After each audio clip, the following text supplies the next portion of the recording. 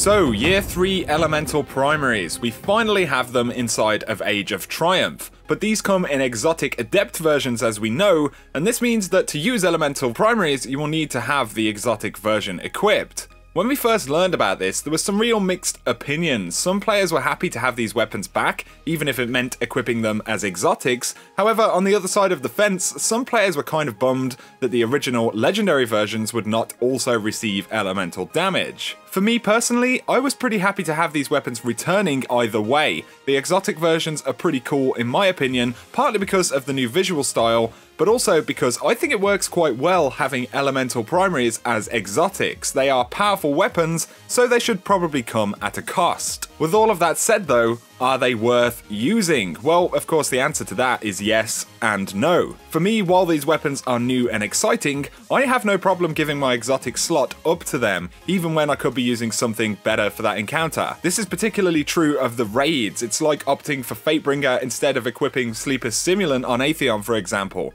In this situation, the Fatebringer is simply not paying its way in terms of what it can do in the setup, at least the exotic version. The funny thing is that Adept Raid primaries are probably on the most part least desirable in the raid because firstly there are no burns, but also because there are such good exotic heavies and specials which have kind of become staples of the typical raid setup. And of course that's not to say that you can't get insane non-raid legendaries for raiding as well. Either way, while it's entirely possible to choose the exotic primary in the raid, a lot of the time it's really not worth it, at least from a critical point of view. However, the elemental primaries come into their own a lot more inside of the ritual activities like Nightfalls, Heroic Strikes, Challenge of Elders, even the story playlists. Wherever you have burn modifiers or primary modifiers, the adept weapons make a lot more sense. This could be a contributing factor to why Daybreak Nightfalls are now a thing. Perhaps on top of just the pure fun element, Bungie wanted to give more opportunities to use any adept primary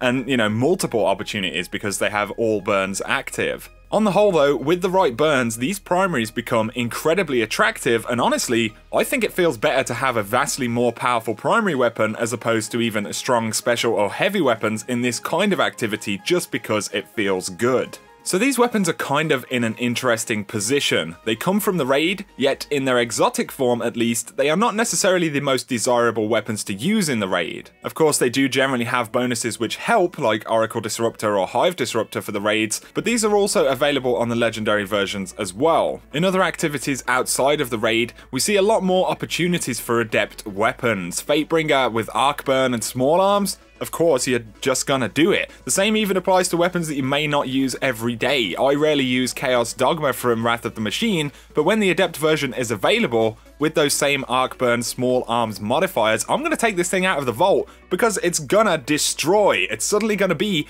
one of the most powerful weapons in the entire game, at least inside of that activity. So it's really cool. I like the variety and the decision-making element, and I think exotics are a way to keep elemental primaries in the sandbox moving forward to Destiny 2. There is a slight issue here though. With some of the weapons, you're likely to want to keep both the legendary and exotic versions, and again the Fatebringer is probably the prime example of this. The problem is the sheer amount of space required to hold all of these items. For Destiny 2, I think we should have elemental primaries and they should be exotic, but with their legendary counterparts also available. However, at the same time, I believe that with the elemental versions, they should have a node which switches them between the exotic and legendary version. This would mean that once you receive an adept version, you can switch back and forth between the legendary standard edition and the exotic elemental edition inside of just one piece of gear. At least that way, if you get the elemental exotic, you no longer need to keep the legendary version because you can just switch it. This would alleviate the space issue and really round out this elemental exotic weapon system which has been put into place. I know I went on a little bit of a tangent right there, but I do believe the current system for elemental weapons works really well. It just needs some fine tuning for the future. To summarize though, I think these adept weapons are totally worth using if you want to,